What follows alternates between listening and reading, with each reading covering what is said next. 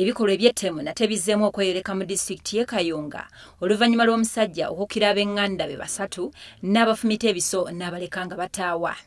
Ebikolwa bino biwaliriza poliisi okusitukiramu enoonyereze ku butemu buno okulaba nga babutangira.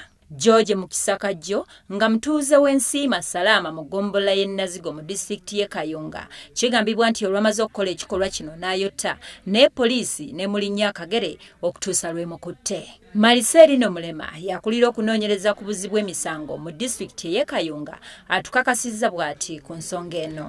Omutuuze omu nti bakyaza omugenyi omwana n'asooka kusavinga mugenyi breakfast n'olwokuba ekyo kyokka ekyokusooka okusavinga omugenyi kyamujja mu mbeera lwaki ye tebamusavinze n'afumita buli muntu yali n'akwata ekiso n'afumita buli muntu yali awo nolaba ekikolwa eky'obulagajjavu ng'ekyo omuntu n'ofumita banne just olwa breakfast.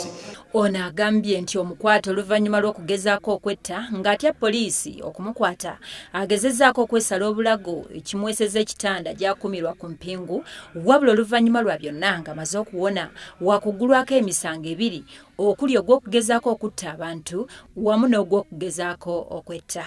Omuntu n'ava mu mbeera n'afumita abantu olwa breakfast just ate naye olwayagala omukwata n'asalawo okwagala okwenja mu budde nga yeesala ekiso ku bulago. So bali be yafumita bali mu ddwaliro bafuna obujjanjabi ate naye kennyini akyali mu ddwaliro twamusibira mu ddwaliro olw'ensonga naye yagala okwesala ng'amaze okukola ekikolwa ekyo.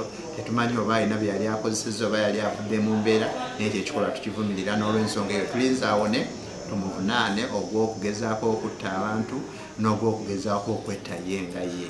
Wabula ye omukwate ategeeza nti teyagenderedde kubatta naye yayagadde nabo bawulire ku bulumi nga ye bwawulira olw'ekirwadde ky'agamba nti bano bwe yafumise be baamuloga.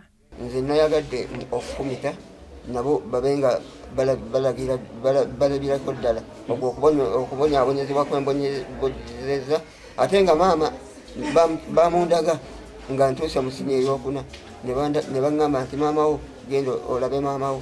Mu kiseera kino omukwate akumirwa ku mpingu mu ddwaliro ly'e Kayunga nga n'okunoonyereza kugenda mu maaso.